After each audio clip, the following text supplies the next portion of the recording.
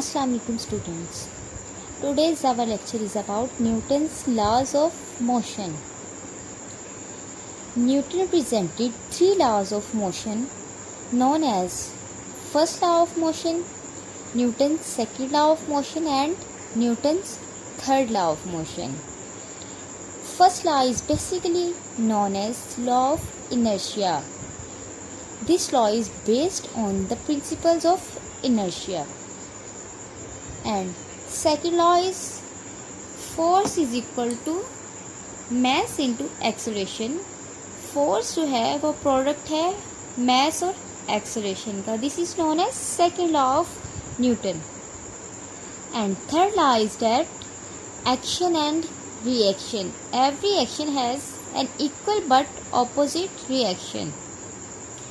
So we are going to discuss all these three laws in detail one by one. First of all, we study first law of motion. Okay, what is Newton's first law of motion? This law is basically based on principles of inertia.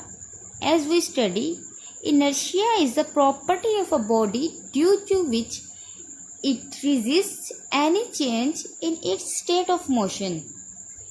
Inertia का मतलब हम लोगों ने पढ़ा था कि inertia एक ऐसी प्रॉपर्टी है किसी बॉडी की जो उसको अपनी स्टेट को चेंज करने के लिए एक रेजिस्टिव फोर्स देती है, एक रेजिस्टिव फोर्स लगाती है जो उसकी स्टेट को चेंज करने में उसको डिफेंड करती है, प्रोटेक्ट करती है.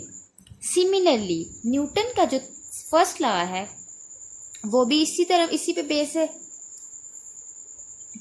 न्यूटन कहता है कि कोई भी बॉडी है अगर वो रेस्ट में है तो वो रेस्ट में ही रहेगी until we does not provide any external force, or if a body is in uniform motion in a straight line, the body also does not change its state of motion without any external force.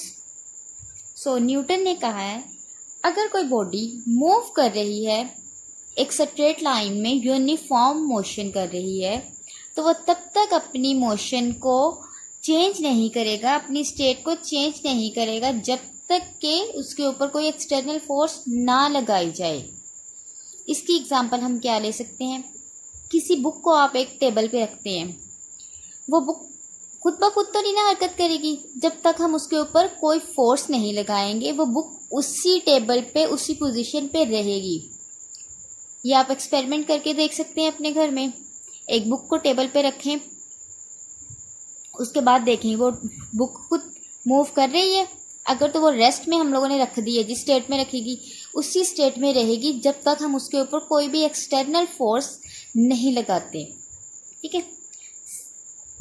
Similarly अगर कोई body move कर रही है तो वो तब तक move ही करती रहेगी जब तक हम उसके ऊपर कोई फोर्स लगा के उसको स्टॉप नहीं करते. ठीक है.